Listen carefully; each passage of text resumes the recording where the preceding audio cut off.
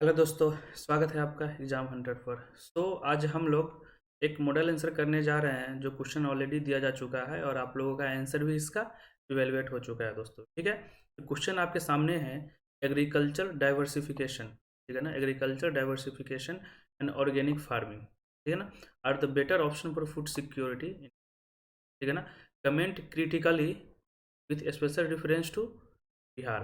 अब हिंदी में देखो, भारत में खाद्य सुरक्षा के लिए कृषि विधिकरण और जैविक खेती बेहतर विकल्प है। क्रिटिकली करना है, गंभीर रूप से बिहार के संदर्भ में टिप्पणी करें। ठीक है दोस्तों, यहाँ तक क्लियर हो गया। देखो क्या है, अब ऑलरेडी हम लोग क्या कर रहे हैं कि जो क्वेश्चन पर डे दिया जा रहा है उसका एक जो भी एक हिंदी मीडियम और इंग्लिश मीडियम के अच्छे आंसर है उसको जो डिस्कशन ग्रुप में डिस्कशन का जो ग्रुप है उसमें पिन कर दिया जा रहा है। आप एज ए मॉडल आंसर उसको देख सकते हैं। साथ ही एक मॉडल आंसर हमारे थ्रू भी दिया जा रहा है, उस सब से मिला के एक अपना अच्छे से आंसर एक तैयार कर सकते हैं दोस्तों। ठीक है, इसको देखना है कि इस क्वेश्चन को हम लिखेंगे कैसे। ठीक है ना, और वही फॉर्मेट रहेगा जो हम लोग डेली लिखते हैं, जो एग्जाम में डिमांड होता है। पहले इंट्रोडक्शन, उसके बाद मेन बॉडी जो दो भागों में बांटा गया है, लास्ट में कंक्लूजन लिखना है दोस्तों। ठीक है, तो आते हैं इसको देखते हैं कि इसको हमें करना कैसे है। देखो क्या है, सबसे पहले हम इंट्रो में क्या लिखेंगे, इंट्रो में क्या लिखेंगे उसको आगे देख लेते हैं। अब एग्रीकल्चर से रिलेटेड है, ठीक है ना, तो इंट्रो में ये लिखो ऐसे कि जो एग्रीकल्चर है, जो कृषि है, जो हमारे देश का क्या है ना, रीढ़ की हड्डी है, मतलब बैकबोन है। क्यों बैकबोन है दोस्तों? देखो अब इसको कैसे इंट्रोडक्शन को लिखना है। Agriculture that is the backbone of our country, रीढ़ की हड्डी है। क्यों है? हमारे देश की क्यों है? अगर देखा जाए तो 50% से भी अधिक जो पीपल जो है ना वो एग्रीकल्चर पर डिपेंड है। ठीक है ना, एग्रीकल्चर से जुड़े हुए हैं। More than 50% of the people in agriculture. ठीक है ना दोस्तों, अब ये जो 50% है इसके जगह आप कोई डाटा उठा सकते हैं, इकोनॉमिक सर्वे या सेंसस से कोई भी डाटा उठा के उसके अनुसार आप यहाँ पर लिख सकते हैं। क्या लिखेंगे कि अगर डाटा उठा लीजिए कि इकोनॉमिक सर्वे में इतने परसेंट बताया है, इतने परसेंट जो पीपल है वो एग्रीकल्चर पर डिपेंड है अकॉर्डिंग टू इकोनॉमिक सर्वे। ठीक है ना, वैसे भी आप लिख सकते हैं। ठीक है ना, तो जब यहाँ पर 50% जो लोग हैं कृषि में कार्यरत है, कृषि पर डिपेंड है, तो स्वाभाविक है कि कृषि को ज़्यादा फोकस देना चाहिए। उसका इम्पोर्टेंस इंडिया इंडिया के संदर्भ में काफ़ी इम्पोर्टेंस देना चाहिए, क्योंकि इंडिया क्या है दोस्तों, एग्रीकल्चरिस्ट कंट्री है, कृषि वाला देश है। ठीक है ना, लेकिन देखोगे आप जो ग्रोथ रेट है एग्रीकल्चर का वो ज़्यादा है नहीं, वो कम है। इसके लिए आपको क्या करना होगा कि गूगल पर सर्च करिए और ग्रोथ रेट निकालिए 4-5 साल का कितना ग्रोथ रेट है। तो देखना कभी भी 2-3% से ऊपर गया नहीं है। बहुत सारे ईयर में क्या है ना कि माइनस में ही रहता है ग्रोथ रेट। देखो प्रोडक्टिविटी रेट भी कम है, उत्पादकता दर, अब देखो आप विकास दर ज़्यादा नहीं है। उत्पादकता दर क्या होता है, आप ध्यान से सुनो कि कोई एक खेत हुआ, ठीक है ना, उसमें है ना उपज जो हो रहा है ना वो कम हो रहा है। जो खेत का जो एरिया है, दो खेत ले लो सेम एरिया का, ठीक है ना, दो खेत ले लिया हम सेम सेम एरिया का, एक में दोनों में हम क्या रोप दिए, गेहूं रोप दिए या धान रोप दिए, राइस रोप दिए। ठीक है ना, एक में देखोगे कि एक में बहुत ज़्यादा उत्पादन हो गया है, एक में कम हुआ है। ठीक है ना, तो प्रोडक्टिविटी रेट इस जो एरिया है, इस जो खेत है, इसका ज़्यादा हो जाएगा एज कम्पेयर टू दिस वाला। ठीक है ना, उसको बोलते हैं। ठीक है दोस्तों, तो उत्पादकता दर जो है ना वो भी कम है, और खासकर जो इन्वेस्टमेंट है ना, पूंजी निवेश है ना एग्रीकल्चर में जो सबसे ज़्यादा जरूरी है, वो भी कम है। ठीक है ना, तो सोचो अब यहाँ पर क्या है, जहाँ पर 50% 50% जो लोग हैं कृषि में डिपेंड है, उस क्षेत्र का विकास दर भी कम है, प्रोडक्टिविटी रेट उत्पादकता दर भी कम है दोस्तों, और पूंजी निवेश जो है कैपिटल इन्वेस्टमेंट भी कम है। सोचो, तो जब ये सब कम है तो स्वाभाविक है कि एग्रीकल्चर जो है, जो कृषि है, वो सही से फंक्शन नहीं कर रहा होगा। ठीक है ना, तो इसका सॉल्यूशन क्या है, क्या उपाय होगा जो एग्रीकल्चर को अ, हम अच्छे कर पाए। दो जो क्वेश्चन का डिमांड है ना वो यहाँ पर हम डालेंगे कि अगर हम एग्रीकल्चर को डाइवर्सिफिकेशन करेंगे, कृषि विधिकरण करेंगे, ठीक है ना दोस्तों, और ऑर्गेनिक फार्मिंग जैविक खेती पर ध्यान देंगे ना, तो हम कुछ हद तक जो एग्रीकल्चर का जो सिस्टम है इसको सही कर पाएंगे और जो फूड सिक्योरिटी है उसको हम, फूड सिक्योरिटी जो खाद्य सुरक्षा है उसको हम अचीव कर पाएंगे। ठीक है, तो जो क्वेश्चन पूछ रहा है ना वो सारे इंट्रोडक्शन में कवर हो गया, तो इंट्रोडक्शन ऐसे लिखना है। यहाँ तक क्लियर? इसमें से आप कुछ पॉइंट ले सकते हैं, अपने से इंट्रोडक्शन बना के भी लिख सकते हैं। ठीक है दोस्तों, तो आते हैं हम फिर से इंट्रोडक्शन को एक बार रिविजन कर लेते हैं। देखो, एग्रीकल्चर जो है, कृषि जो है हमारे देश का क्या है, बैकबोन है, रीढ़ की हड्डी है। ठीक है ना? क्यों है? क्योंकि 50% से अधिक जो लोग हैं ना वो कहाँ डिपेंड है दोस्तों, खेती में डिपेंड है, कृषि करते हैं, एग्रीकल्चर में डिपेंड है। ठीक है ना? तो जब इतने परसेंट जो पूरे इंडिया का आबादी एग्रीकल्चर में डिपेंड है, तो स्वाभाविक है कि एग्रीकल्चर का जो प्रोडक्टिविटी रेट होता है, विकास दर है, ये सब जो सिस्टम है एग्रीकल्चर को और बढ़िया बनाने की ज़रूरत है। ठीक है ना? लेकिन अभी वास्तविकता में क्या देखोगे, तो विकास दर इसका कम है, उत्पादकता दर भी कम है, इसको प्रोडक्टिविटी रेट बोलते हैं। बता दिया क्या होता है, पूंजी निवेश कम है। पूंजी निवेश मतलब क्या है कि जो बड़े बड़े बिजनेसमैन है ना वो क्या करते हैं, एग्रीकल्चर में पैसा लगाते हैं, इन्वेस्टमेंट करते हैं। ठीक है ना? जैसे अभी एक बिल आया है ना जिसमें प्रोटेस्ट चल रहा है, उसमें क्या है, कॉन्ट्रैक्ट फार्मिंग वाला भी है, तो वो भी कम है। तो जब ये सब जितने कम हैं तो एग्रीकल्चर का जो परफॉर्मेंस है वो भी कम ही होगा इंडिया में। तभी तो इतने सारे फार्मर जो है सुसाइड करते हैं। और जो हमारे प्रधानमंत्री जी का जो एम है कि 2022 तक हम क्या करेंगे, फार्मर का इनकम डबल करेंगे, वो अचीव नहीं हो पाएगा। इसका सोल्यूशन क्या है? सोल्यूशन तो बहुत सारे हैं, लेकिन जो क्वेश्चन पूछ रहा है ना उसके अकॉर्डिंग हमें सोल्यूशन लिखना है। एक सोल्यूशन है कि एग्रीकल्चर डाइवर्सिफिकेशन, कृषि का विधिकरण करो आप। ठीक है ना? और क्या होगा, आगे पढ़ेंगे हम। फिर ऑर्गेनिक फार्मिंग, जैविक खेती को लाओ। ठीक है ना? इससे क्या होगा, खाद्य सुरक्षा, फूड सिक्योरिटी बढ़ेगा। ये आपका इंट्रो पॉइंट हो गया। ठीक है दोस्तों, आगे बढ़ते हैं। देखो अब फर्स्ट जो है ना उसको हम डिस्कस करते हैं, एग्रीकल्चर डाइवर्सिफिकेशन क्या होता है, कृषि का विधिकरण क्या होता है। देखो इसको आप दो तरीके से बता सकते हो। एग्रीकल्चर जो कृषि का जो विधिकरण जो है वो खेती और नॉन गैर खेती वाले एरिया में भी कर सकते हो, फार्म एरिया और non farm area. Farm area में क्या है ना कि आप मल्टीपल क्रॉप जो है ना, बहुत सारे क्रॉप एक ही साथ लगा सकते हो। ठीक है ना? खेत में जैसे क्या होता है ना कि एक रो में एक और क्रॉप, एक रो में एक और क्रॉप, एक रो में एक और क्रॉप, ये हो सकता है। सेकंड कि आप जो होता है साइकिल बाय साइकिल खेत में क्रॉप का पैटर्न चेंज कर सकते हो, तो ये फार्म वाला हो गया। नॉन फार्म में क्या हो गया कि फार्म के साथ साथ हम पशुपालन कर सकते हैं, गाय भैंस बकरी ये सब पाल सकते हैं, मुर्गी पालन कर सकते हैं। ठीक है ना? मत्स्य पालन कर सकते हैं। मत्स्य पालन में आप बिहार को कोट कर सकते हो, क्योंकि बिहार में बहुत ही ज़्यादा पोटेंशियल है मत्स्य पालन का। मत्स्य पालन का और डेयरी मुर्गी पालन का और अंडे का जो कंजप्शन ये सब है ना दोस्तों, बहुत ज़्यादा है। एनिमल हस्बेंड्री का भी देखोगे तो बिहार में काफ़ी ज़्यादा है। ठीक है ना? अगर आप इसका डाटा लिखना चाहते हो तो नेट पर आसानी से मिल जाएगा कि बिहार में क्या है, या कोई बिहार का जो स्पेशल बुक है ना, क्राउन का हो गया, ठीक है ना, उसमें आप जाके देखो, इस सब के बारे में डाटा मिल जाएगा कि बिहार में कितना प्रोडक्शन है। ठीक है? ये हुआ एग्रीकल्चर डाइवर्सिफिकेशन, खेती में और नॉन खेती में। नॉन खेती में पशुपालन कर सकते हो, तो सोचो आप कोई फार्मर है, ठीक है ना, साथ साथ अपना खेती भी कर रहा है, और खेती के अलावा जो टाइम बच जाता है उसमें अपना मुर्गी पालन कर रहा है या मछली पालन कर रहा है। मछली पालन में तो बहुत सारे इन्वेस्टमेंट की जरूरत होती है, जिसमें सरकार बहुत ही अच्छी फैसिलिटीज़ दे रही है। 80-90% क्या है ना, सरकार सब्सिडी देती है इसमें। ठीक है ना? पशुपालन हो गया, बकरी भैंस गाय ये सब ये सब जो पालना है, तो उससे क्या होगा कि हमें क्या होगा, उससे हमें क्या मिलेगा, दूध भी मिलेगा, उसको हम बेच भी सकते हैं। डेयरी में आपको, डेयरी वाला में आपको आ जाएगा दूध वाला प्रोडक्शन। मुर्गी पालन में, पोल्ट्री वाला में आ जाएगा, मुर्गी पाल सकते हो आप, उससे अंडे को आप बेच सकते हो, फिशरीज। ठीक है ना? तो ये हुआ एग्रीकल्चर डाइवर्सिफिकेशन का कहानी। इसको क्या लिखना है, इसको 2 से 3 लाइन में आपको कवर कर देना है, क्योंकि क्वेश्चन बहुत ज़्यादा पूछ रखा है एक ही क्वेश्चन। ठीक है दोस्तों, अब देखो एग्रीकल्चर डाइवर्सिफिकेशन का हमें एडवांटेज लिखना है। ठीक है ना? तब एडवांटेज क्या हो जाएगा, देखो अगर हम एग्रीकल्चर डाइवर्सिफिकेशन करते हैं तो जो कृषि का जो क्षेत्र है ना उस पर हम डिपेंड कम हो जाएंगे। अब कैसे होगा, देखो ध्यान से सुनना, हिंदी और इंग्लिश मीडियम वाले दोनों।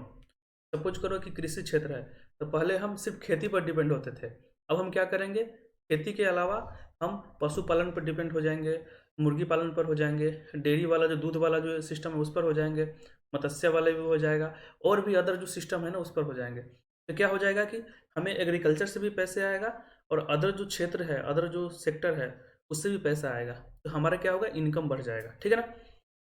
ठीक है दोस्तों, तो इससे क्या होगा, हमारा पैसा बढ़ जाएगा।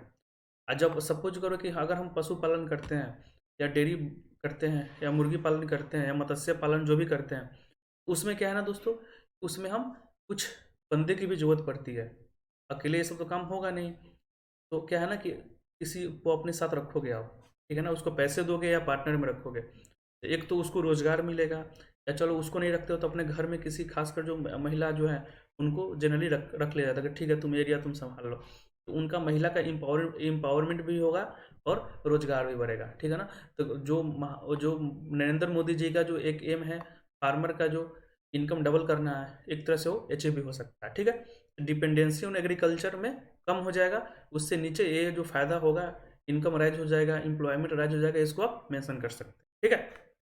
अब देखो सेकेंड फायदा क्या होगा ना दोस्तों, नए हुनर सीखना, लर्न न्यू स्किल। एग्रीकल्चर से आप दूसरे क्षेत्र में ट्राई कर रहे हैं, सपोज करो कि मछली पालना ही है, तो मछली पालने का भी एक तरीका होता है कि कौन कौन से हमको ब्रीड डालना है। ठीक है ना। कौन से ब्रीड का अभी कंजप्शन ज़्यादा है मार्केट में, जैसे बिहार में एक है ना कि रोहू मछली जो होता है उसका ज़्यादा डिमांड होता है। ठीक है ना। तो कौन से ब्रीड डालेंगे हम तो हमको फ़ायदा होगा, इसको डालने के लिए कौन कौन से स्किल्स की ज़रूरत है, क्योंकि अगर आप मछली पालोगे तो क्या है ना कि उसके पानी को रिसाइकल करना होता है। क्योंकि उसमें इसलिए क्योंकि उसका ऑक्सीजन लेवल मेंटेन रहे और मछली मरे ना। या इसके अलावा वो कई और सेक्टर में आप काम करना स्टार्ट कर देते हो जिसमें गवर्नमेंट काफ़ी हेल्प कर रही है। ठीक है ना। तो क्या होगा कि आपको नए नए स्किल्स सीखने को मिलेगा, अच्छा इसमें ऐसे भी होता है। ठीक है ना। तो मुर्गी पालन में जाओगे तो वहाँ भी नए स्किल्स सीखने को मिलेगा कि बच्चे को कितने खाना, क्या क्या टेम्परेचर, कौन कौन से चीज़ में मेंशन किया जाता है। तो इससे एडवांटेज क्या है ना कि आप नए हुनर सीख पाओगे। ठीक है ना।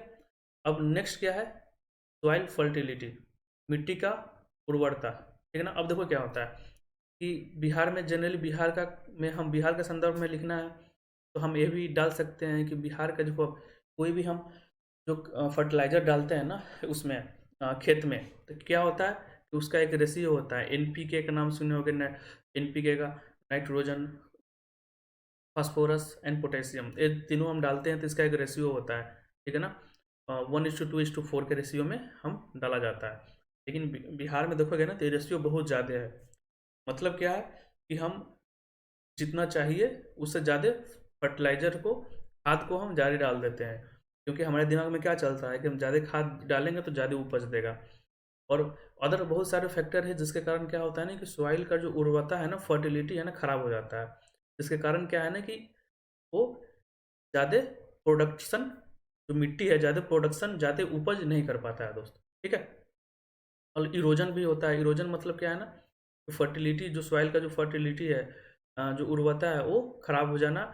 और बारिश से भी हो सकता है, फ्लड आया उससे भी हो सकता है, बहुत सारे रीजन है, खाद से भी बहुत सारे हो सकता है, तो ये सब कम हो जाता है। तो अगर हम एग्रीकल्चर के अलावा और भी सेक्टर पर ध्यान देंगे ना, तो हम क्या है ना कि एग्रीकल्चर, हम क्या है कि इस पर कम फर्टिलाइज़र इन्वेस्ट करेंगे, या इन फर्टिलाइज़र डालने से पहले हम उसका रेशियो चेक करके हम इन्वेस्ट करेंगे। रेशियो जब चेक करोगे तो इसके लिए मदद चाहिए होगी आपकी, जो सरकार ऑलरेडी कर रही है, सॉइल सॉइल हेल्थ कार्ड का एक सिस्टम है, वहाँ पर जाके अपने सॉइल के बारे में चेक करवा सकते हो। तो इससे आपको नए स्किल्स भी सीखने को मिलेगा, नया जानकारी भी मिलेगा, सॉइल का फर्टिलिटी कम होगा। ठीक है ना। अब मल्टीपल क्रॉपिंग मतलब क्या है कि अगर आप आ, कोई पल्सेज वाला जो दाल वाला जो उपज करवाते हो, तो नाइट्रोजन का फिक्सेशन है वो बढ़ जाएगा, तो फर्टिलिटी एक तरह से ज़्यादा हो जाएगा। जैविक खेती जो इस क्वेश्चन में पूछा गया है, उसमें क्या होता है कि हम फर्टिलाइजर के जगह हम क्या डालते हैं, गोबर उबर, जो मैन्योर ये सब है, जो देसी जो खाद होता है ना, जो गोबर उबर ये सब जो होता है वो डालोगे, उससे क्या होगा, फर्टिलिटी इंक्रीज हो जाएगा दोस्तों। ठीक है ना। तो एक एडवांटेज हो गया। अब देखो, नेक्स्ट देखो एडवांटेज चौथा, एम्पावरमेंट ऑफ वुमेन, मतलब जो औरत जो है, जो महिलाएं हैं, उनको एम्पावर करना। अब कैसे करोगे, क्योंकि अदर अदर जैसे बिहार में जनरली क्या होता है, अगर आप कृषि के अलावा अदर सेक्टर में काम करते हो तो घर में ही इतने बंदे होते हैं कि बाहर की जरूरत नहीं पड़ती है, तो आप घर के ही बंदे को इंगेज कर सकते हो। तो सपोज करो कि आप खेती देख रहे हो, तो घर के बगल में पोल्ट्री फार्म खोल दिए, ठीक है ना, या डेयरी वाला खोल दिए, या बकरी वाला, गाय वाला, भैंस वाला खोल दिए, तो आपके घर की महिलाएं उसको देख सकती है, ठीक है ना। इससे क्या होगा कि वीमेन भी एम्पावर होंगी, औरतें भी एम्पावर होंगी, और वो पैसे भी कमाएंगी और रोजगार भी बढ़ेगा और आपके घर में इनकम भी बढ़ेगा। जब आपके घर में इनकम बढ़ेगा तो आपका लाइफ स्टाइल चेंज होगा, लाइफ स्टाइल चेंज हो जाएगा तो क्या होगा, आप हेल्थ और एजुकेशन पर ज़्यादा ध्यान देंगे, हेल्थ और एजुकेशन अपने बच्चों पर ज़्यादा ध्यान देंगे, उस पर ज़्यादा ध्यान देंगे तो क्या होगा, आपका अगला जनरेशन बहुत ही अच्छा होगा, ठीक है। अब आते हैं पांचवा, फिफ्थ जो पॉइंट है ना, एडवांटेज सस्टेनेबल वाटर यूज, ठीक है ना। अब क्या है कि इससे क्या होगा ना कि डाइवर्स करोगे ना, तो उसके लिए आपको पता होगा कि कौन से उपज में, कौन से उपज के लिए कितने पानी की आवश्यकता है। जैसे क्या, धान के लिए पानी चाहिए, गेहूँ के लिए ज़्यादा पानी नहीं चाहिए, शुगर केन जो गन्ना है उसके लिए पानी चाहिए, पल्सेस के लिए नहीं चाहिए। ये सब जो होता है ना, उससे क्या होगा कि वाटर लेवल भी मेंटेन रहेगा, ठीक है दोस्तों। तो ये क्या होगा, ये आपका एडवांटेज हो गया, ठीक है। और इसके अलावा और सारे आप पॉइंट लिख सकते हैं। अब क्या है कि क्वेश्चन में क्या बोल रहा है कि क्रिटिकली एनालाइज करना है। दोस्तों जब क्रिटिकली एनालाइज करना है तो हमें क्या लिखना होगा, इसका डिसएडवांटेज भी लिखना होगा। तब क्रॉप डाइवर्सिफिकेशन जो है, जो कृषि का जो विधिकरण हम करेंगे, इसका जो नुकसान क्या क्या है, मतलब क्या क्या कमियां हो सकती हैं जो हमें झेलनी पड़ सकती है, ठीक है। तो अब देखो, डिसएडवांटेज में देखो सबसे बड़ा है कि फाइनेंशियल आउटले, पैसा, ठीक है ना, पैसे की सबसे बड़ी दिक्कत है। सपोज करो कि कोई अदर सेक्टर में आप जाओगे, एनिमल वाला, एनिमल हस्बेंड्री, गाय भैंस बकरी ये सब खरीदोगे, या पोल्ट्री फार्म, मुर्गी पालन करने के लिए आप मुर्गी के बच्चे खरीदोगे, मत्स्य के लिए मछली खरीदोगे, तो मछली खरीदने से पहले आपको एक गड्ढा करके पोंड बनाना पड़ेगा, ठीक है ना। तो जो जो भी आप अदर सेक्टर में जाओगे ना, इसके लिए है ना पैसे की ज़रूरत है, ठीक है। और अभी के जो फार्मर है ना, बिहार के छोटे मोटे बहुत गरीब गरीब फार्मर हैं, तो उनके पास इतने पैसे नहीं है कि वो अपने क्रॉप को डाइवर्सिफाई कर सके, अपने विधिकरण कर सके, ठीक है। तो जब पैसे नहीं है तो इसके लिए अब कौन हेल्प करेगा, तो इसके लिए सरकार हेल्प हेल्प करती है, ठीक है ना। सरकार क्या करता है, आपको बहुत ही स्कीम है सरकार का, उसके थ्रू आपको हेल्प करेगा, वो भी आप शॉर्ट फॉर्म में मेंशन कर सकते हैं। और सेकंड क्या है कि फाइनेंशियल जो हेल्प जो होता है, अ, जो क्रेडिट सरकार आपको दिलवाती है किससे, बैंक से, वो भी सब्सिडी पर, उसके थ्रू आप पैसे से हेल्प किया जा सकता है, ठीक है ना। एक फाइनेंशियल आउटले जो है ना, क्या है कि एक डिसएडवांटेज है, पैसे की कमी। सेकंड क्या है ना, सेकेंड इसका डिसएडवांटेज है, too much diversification leads to mismanagement.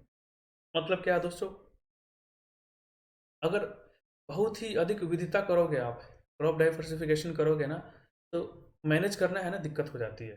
Suppose करो कि उसके लिए एक प्रॉपर मैनेजमेंट चाहिए जो नहीं हो पाता है। जैसे आपको खेती भी करना है, आपको मुर्गी पालन भी करना है, आपको मछली पालन भी करना है, आपको पोल्ट्री फार्म भी करना है, ठीक है ना, सब एक साथ कर रहे हो, घर में दो तीन बंदे ही हैं तो कैसे करोगे, एक मिसमैनेजमेंट होने का एक चांसेस है। ये भी क्या है, इसका डिसएडवांटेज है। सबसे बड़ा डिसएडवांटेज है मार्केटिंग और डिस्ट्रीब्यूशन, ठीक है ना। सपोज कर लो कि आपने क्या करा, आपने क्या करा, कि आपने मुर्गी पालन करा या मछली पालन करा, तो इसमें उपज तो हो गया दोनों में, अब इसको बेचोगे कहाँ, आपको प्रॉपर मार्केट होना चाहिए, ठीक है ना। अगर प्रॉपर मार्केट नहीं मिलेगा तो क्या होगा ना कि सारे गड़बड़ हो जाएगा, ठीक है ना। कैसे कैसे डिस्ट्रीब्यूशन है, अब मार्केट भी, आपको मार्केट नहीं मिलेगा तो आप कम दाम में बेचोगे या लॉस में बेचोगे, या मार्केट भी मिलता है तो बीच में जो बिचौलियाँ हैं वो आपसे बहुत सारे कमीशन खाएंगे। तो ये भी एक प्रॉब्लम है कि आप तो कर लोगे लेकिन इसका डिस्ट्रीब्यूशन और मार्केटिंग कहाँ करोगे, ठीक है ना। ये भी एक क्या है दोस्तों, उसका डिसएडवांटेज है। सबसे बड़ा डिसएडवांटेज है अवेयरनेस, मतलब लोगों को पता ही नहीं है कि डाइवर्सिफिकेशन होता क्या है। आप बिहार में जाइए और फार्मर से पूछिए कृषि का विधिकरण आपको पता है, तो उनको पता नहीं है, they don't have any idea about crop diversification. उसको अवेयरनेस सबसे पहले फैलाने की ज़रूरत है कि इससे क्या फ़ायदा होगा, इससे क्या नुकसान, ठीक है दोस्तों। कौन कौन से गवर्नमेंट के स्कीम है जिसके थ्रू आप इसको कर सकते हो। तो एक पार्ट जो है वो अभी तक ख़त्म हो गया हमारा डाइवर्सिफिकेशन।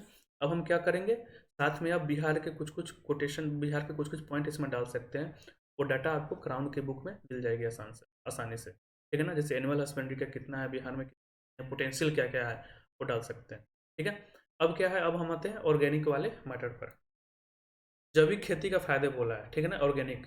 और सोचो ऑर्गेनिक खेती क्या होता है, ऑर्गेनिक खेती मतलब ध्यान, मतलब सीधी सादी भाषा में है कि जो पहले जो खेती होता था, जब 19 सेंचुरी 1900 इंडिपेंडेंस के समय जो खेती होता था ना, जिस समय कोई खाद वूद नहीं डालते थे हम, सिर्फ गोबर वोबर डालते थे, थोड़ा बहुत जो नॉर्मल मैन्योर है वो सब डालते थे। उसके बाद क्या करते थे, जो ट्रेडिशनल मेथड से हर देखे होंगे ना, कि बैलगाड़ी में लगा के जो हर से खेत जोता जाता था, और कोई भी बाहर से फर्टिलाइजर नहीं डाला जाता था, अपने तरीके जो नेचर के तरीके से उसको उगाया जाता था, उसको जैविक खेती बोलते हैं, ऑर्गेनिक फार्मिंग बोलते हैं, ठीक है ना। अब देखो, अब इसका फायदे क्या क्या है। फायदे में क्या है ना, कि पॉइजन फ्री होता है। जब आप फर्टिलाइजर नहीं डालोगे, जब खाद नहीं डालोगे, पेस्टिसाइड जनरली हम डालते हैं, पेस्टिसाइड मतलब कि जहर डाला जाता है फसल पर, कि बाहर का जो कीड़े मकोड़े ये सब है ना उसको नष्ट ना करे, ठीक है ना, वो जहर मुक्त हो जाएगा, सबसे बड़ा बेनिफिट है, ठीक है ना। सेकेंड एडवांटेज है ना, कि न्यूट्रिशियस हो जाएगा। अभी देखोगे ना कि ऑर्गेनिक जो प्रोडक्ट है ना उसका डिमांड अब कुछ कुछ जो शहर है, दिल्ली, जो मुंबई, ये सब जो महानगर है ना, उसमें काफ़ी डिमांड बढ़ रहा है, क्योंकि वो एक तो जहर मुक्त होता है, एक न्यूट्रिशियस होता है, पोषण वाला होता है, ठीक है ना। तो इसका डिमांड बढ़ रहा है, ठीक है ना। और देखो, क्लाइमेट फ्रेंडली है, जलवायु के अनुकूल है, ठीक है ना, क्योंकि कोई फर्टिलाइजर वगैरह कुछ यूज नहीं होता है, सिर्फ नेचर के हिसाब से इसको किया जाता है, ठीक है। फूड कीप लॉन्गर, ठीक है ना। अब जो ऑर्गेनिक खेती से जो फूड निकलते हैं, जो पदार्थ निकलता है, वो उसका लाइफ स्पेन भी क्या होता है दोस्तों, लंबा होता है। लाइफ स्पेन भी क्या होता है, लंबा होता है। वो क्या है, कि लंबे समय तक वो सही रह सकता है, ठीक है ना। नेक्स्ट एडवांटेज है इको फ्रेंडली, पर्यावरण के अनुकूल, ठीक है ना। इस सबको आप एडवांटेज में लिख सकते हो। इससे ज़्यादा भी बहुत सारे पॉइंट है एडवांटेज में, और भी आप डाल सकते हो, ठीक है दोस्तों। अब हम आते हैं इसके डिसएडवांटेज में। देखो, अब ऑर्गेनिक फार्मिंग का जो अवेयरनेस है ना, जो वो बहुत कम है लोगों के पास। उनको पता ही नहीं है कि कैसे है, कोई नहीं उगाना चाहता है। सबका दिमाग में मेंटलिटी एक फिक्स है कि अगर हम खाद डालेंगे तभी हमारा प्रोडक्टिविटी बढ़ेगा, नहीं तो नहीं बढ़ेगा। ये बात सच भी है। ऑर्गेनिक फार्मिंग से क्या होता है ना, पैदावार कम हो जाता है, सबसे बड़ा डिसएडवांटेज है इसका। इसके कारण क्या होता है ना, कि लोग इसे उगाने से बचते हैं, कि जब पैदावार ही नहीं होगा, जब ज़्यादा प्रोडक्शन ही नहीं होगा, फार्मर बेचेंगे नहीं, और जब फार्मर बेचेंगे नहीं तो उनका प्रॉफिट कहाँ से होगा, ठीक है ना। इसलिए नहीं उगाया जाता है, ठीक है। नेक्स्ट है कि जब ऑर्गेनिक फार्मिंग करोगे तो इसमें लेबर बहुत चाहिए। लेबर और क्या है, टाइम, ये दोनों काफ़ी काफ़ी इसमें मांगता है ऑर्गेनिक फार्मिंग में। इसके कारण क्या होता है कि जो ऑर्गेनिक प्रोडक्ट है ना वो महंगा हो जाता है, कॉस्ट इंक्रीज हो जाता है। तो स्वाभाविक सी बात है, आपको दो पदार्थ मिल रहे हैं, देखो सपोज को दो चना मिल रहा है, एक चना ऑर्गेनिक तरीके से उगाया गया है, एक चना बिना ऑर्गेनिक उगाया गया है, ठीक है ना। ये सस्ता है, ऑर्गेनिक वाला थोड़ा महंगा है, लेकिन इसका है ना प्रॉफिट, इसका जो पोषण और पॉइजन फ्री है, लेकिन ये थोड़ा महंगा है। तो जनरली क्या होता है ना, कि सब सस्ते वाले ही लेते हैं, ठीक है ना। इसका कॉस्ट इंक्रीज हो जाएगा, ठीक है ना। ऑर्गेनिक फार्मिंग में इंस्टीट्यूशनल सपोर्ट है ना, गवर्नमेंट अभी देना स्टार्ट किया है। इंस्टीट्यूशनल सपोर्ट मतलब क्या होता है ना दोस्तों, कि गवर्नमेंट सपोर्ट करेगा कि आप जैविक खेती करो, ठीक है। क्या करेगा कि आप जैविक खेती करो, ठीक है ना। वो इंस्टीट्यूशनल सपोर्ट क्या है ना दोस्तों, अब देना स्टार्ट किए हैं, लेकिन लोगों को पता ही नहीं है गवर्नमेंट क्या क्या स्कीम दे रही है, क्या क्या नहीं, और हर जगह ये सपोर्ट पहुंच नहीं पा रहा है। ये क्या हो गया आपका डिसएडवांटेज। तो हम लोगों ने क्या करा, क्रॉप डाइवर्सिफिकेशन कर लिया, उसके बाद ये सेकेंड कर लिया, सेकेंड पोर्शन भी कर लिया जैविक खेती वाला, ठीक है। अब हम क्या करेंगे, बिहार के संबंध में बिहार के संबंध में बोल रहा है, तो हम क्या करेंगे दोस्तों, कि ऑलरेडी हम एडवांटेजेस में पढ़ रहे हैं तो उसमें बिहार के बारे में डालेंगे, ऑर्गेनिक वाले में बिहार के बारे में डालेंगे, लेकिन हम इसको एक अलग से हम बनाए हैं, क्योंकि अब बिहार के कुछ पॉइंट आप लिख सको इस। देखो अब क्या है, बिहार में क्या है ना, तो बिहार का एक एग्रीकल्चर रोड मैप है, 2017 से 2022 का एक प्लान है, ठीक है ना। इसको आप अच्छे से करें, इसको आप पढ़ सकते हैं, क्राउन के बुक में मिल जाएगा, या कोई भी बिहार से रिलेटेड बुक है ना उसमें मिल जाएगा। तो इस रोड मैप में है ना, डाइवर्सिफिकेशन, विधिकरण और जैविक खेती जो है ना, उसको अच्छे तरह से गवर्नमेंट ने डील किया है।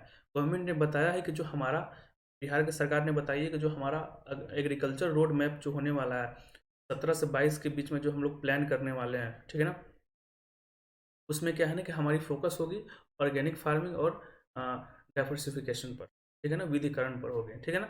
उसके बारे में देख सकते हो। गवर्नमेंट ने, बिहार सरकार ने एक ऑर्गेनिक कॉरिडोर भी स्टार्ट किया है, जो गंगा रिवर है ना उसके दोनों साइड जो एरिया है ना, वहाँ पर जैसे गंगा रिवर बह रहा है, ठीक है ना, तो इसके दोनों साइड वाला जो एरिया है ना, वहाँ पर प्लान किया है कि वो उस जगह पर हम ऑर्गेनिक फार्मिंग को एक ऑर्गेनिक कॉरिडोर बनाए। कॉरिडोर मतलब क्या है ना, कि इस एरिया में क्या है ना, ऑर्गेनिक उपज करने की कोशिश किया जाएगा, ठीक है। और एक और ऑर्गेनिक विलेज भी हुआ है जो जमुई डिस्ट्रिक्ट में, विलेज का नाम है केदिया। केदिया विलेज है जमुई डिस्ट्रिक्ट, ठीक है ना, इसको भी आप मेंशन कर सकते हैं, ठीक है ना। एक और मेंशन कर सकते हैं कृषि कर्मण अवार्ड का, ठीक है ना, जिसमें गन्ने के लिए बिहार को प्राइज मिला है, ठीक है ना। देखो ये सब है ना, बिहार से रिलेटेड कर सकते हैं। बिहार से रिलेटेड कोई बिहार का बुक उठाओ, क्राउन जो होता है इंग्लिश हिंदी मीडियम दोनों में उपलब्ध है। उसमें क्या है ना, कि उसमें अच्छे अच्छे डाटा दिए हुए हैं इसके रिगार्डिंग, एग्रीकल्चर पे रिगार्डिंग दिए हुए हैं, ऑर्गेनिक फार्मिंग के रिगार्डिंग डाटा दिए हुए हैं, हस्बेंड्री के रिगार्डिंग डाटा दिए हुए हैं, पशुपालन वाला, ठीक है ना। ये सब आप लिख सकते हैं और लास्ट में आप कंक्लूजन कर दीजिए। तो ऐसे क्या है ना, कि एक आपका मॉडल आंसर तैयार हो गया। इसको आप अपने हिसाब से आप वहाँ पर एक नोट्स बना लीजिए, क्योंकि एग्रीकल्चर से ध्यान रखना, एग्रीकल्चर से क्वेश्चन पूछे जाते हैं, हर साल पूछेगा। इस फॉर्म में नहीं तो अनदर फॉर्म में, कैसे भी फॉर्म में पूछे, एग्रीकल्चर से पूछेगा ये, ठीक है ना। इसको आप नोट्स बना लीजिए, ठीक है दोस्तों। मिलते हैं अगले क्लास में फिर एक नए मॉडल आंसर के साथ। आज सेशन देखने के लिए धन्यवाद। आपका दिन